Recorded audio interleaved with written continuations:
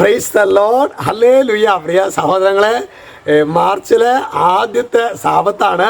നന്നായിട്ട് ബലി അർപ്പിച്ചിട്ടുണ്ടാവുമെന്ന് അറിയാം. നല്ലൊരു കുമ്പസാരമൊക്കെ നടത്തി നോക്കിയാൽ നാളത്തെ നോമ്പ് ആരംഭിക്കുന്നുണ്ടോ. ഹല്ലേലൂയ.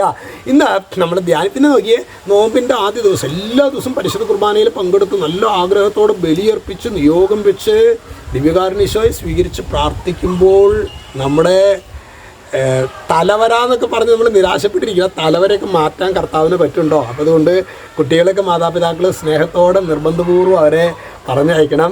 കാറ്റീസിൻ ടീച്ചേഴ്സൊക്കെ അവരോട് സ്നേഹപൂർവ്വം നിർബന്ധിക്കണം. നമ്മുടെ കുട്ടികളൊക്കെ പക്ഷേ കുട്ടികൾക്ക് ചിലപ്പോൾ അങ്ങനൊരു ബോധ്യമൊന്നും ഉണ്ടാകണം നിർബന്ധമില്ല. അപ്പോൾ കുട്ടികളൊക്കെ സ്നേഹത്തോടെ നാളെ തുടങ്ങിയിട്ട് എല്ലാ ദിവസവും തന്നെ നോമ്പിൻ്റെ ദിവസങ്ങളിൽ അങ്ങനൊരു ശീലം, ഒരു കൾച്ചർ, രാവിലെ ദിവ്യകാരുണ്യം ഈശോയെ സ്വീകരിച്ചിട്ട് ബാക്കി പരിപാടിയുള്ളത്. പരീക്ഷയുണ്ടെങ്കിലും ജോലി ഉണ്ടെങ്കിലും എന്തൊക്കെ പ്രശ്നങ്ങളുണ്ടെങ്കിലും ഈശോയെ അങ്ങനത്തെ ഒരു കൾച്ചർ പ്രിയ സഹോദരങ്ങളിൽ നോമ്പിൽ നമുക്ക് ആരംഭിക്കാനായിട്ട് പരിശ്രമിക്കാം. ഇന്ന് നമ്മൾ ധ്യാനിക്കുന്നത് ദിനവൃത്താന്തത്തിൻ്റെ 2-ാം പുസ്തകം 7:15. അവിടെ പറയാണ്, ഇവിടെ നിന്നുയരുന്ന പ്രാർത്ഥനകൾക്ക് നേരെ എൻ്റെ കണ്ണും കാതും ജാഗരൂകമായിരിക്കും. എവിടെ നിന്നുയരുന്ന പ്രാർത്ഥനകൾക്ക് നേരെ, അതായത് യേശുവിനെ ഹൃദയം കൊണ്ട് ദൈവമായിട്ട് പൂജിക്കുന്ന മക്കളുടെ ഹൃദയത്തിൽ നിന്നുയരുന്ന പ്രാർത്ഥനകൾ. ഇന്ന് പ്രിയ സഹോദരങ്ങളെ, ഈശോയുടെ സ്വർഗത്തിൻ്റെ ഏറ്റവും വലിയ വേദന, നമ്മൾ ഹൃദയം കൊണ്ട് നിങ്ങളെ കർത്താവിനെ ഹൃദയത്തിൽ പൂജിക്കുമല്ലേ. കർത്താവിനെ ഹൃദയത്തിൽ പ്രിയ സഹോദരങ്ങളെ, ഇന്ന് നമ്മൾ കർത്താവിനെ പൂജിക്കുന്നില്ല. നമ്മൾ വേണമെങ്കിൽ യാന്ത്രികമായിട്ടൊക്കെ കരങ്ങളൊക്കെ കൂപ്പുന്നുണ്ടെങ്കിലും നമ്മുടെ ഹൃദയത്തിൽ ലോകത്തിൻ്റെ ചെളിക്കുണ്ടുകളും ലോകത്തിൻ്റെ സ്വാധീനങ്ങളും ലോകത്തിൻ്റെ ഇമ്പങ്ങൾക്കും പുറകെ പോകുന്ന ഒരു ജനം.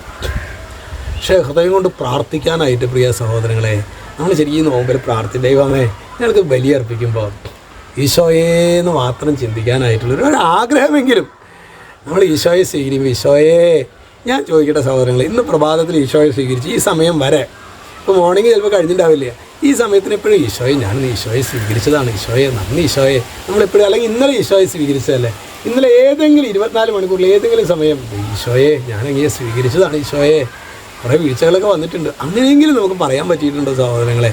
അതുകൊണ്ടാണ് ഈശോയെ നമ്മൾ ഗൗരവമായിട്ട് എടുത്തിട്ടില്ല. ഒരു ഭയാനകമായ ഒരു യാന്ത്രികത നമ്മുടെ ആത്മീയ ജീവിതത്തിൽ കയറിയിട്ടുണ്ട്.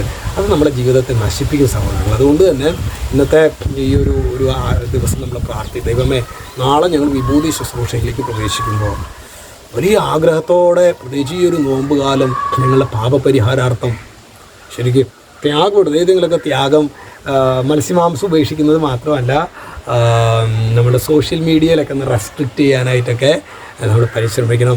ഫോൺ റെസ്ട്രിക്റ്റ് ചെയ്യാനായിട്ട് നമ്മൾ പരിശ്രമിക്കണം. ഹല്ലേലൂയ.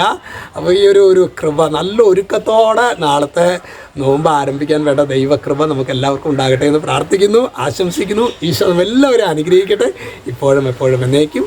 ആമേൻ.